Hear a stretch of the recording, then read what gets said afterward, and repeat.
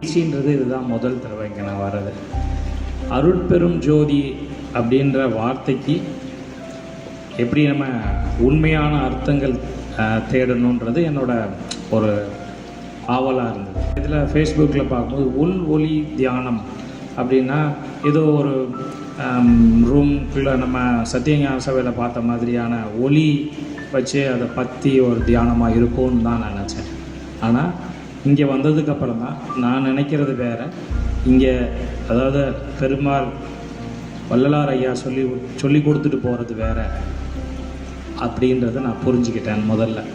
ரெண்டாவது, மனம் உருகி நான் ஐயா காலையில் சொல்லும்போது சொல்லியிருந்தாங்க, ஒரு ஐயா பாட்டு படித்தாங்கல்ல காலையில், மனம் உருகி கண்ணீர் வந்தது அப்படின்னா எனக்கு இந்த கிளாஸில் மனசை விட்டு ஒரு அழுகையில் ஒரு சந்தோஷம் அப்படின்றது இன்னைக்கு காலையில் தான்.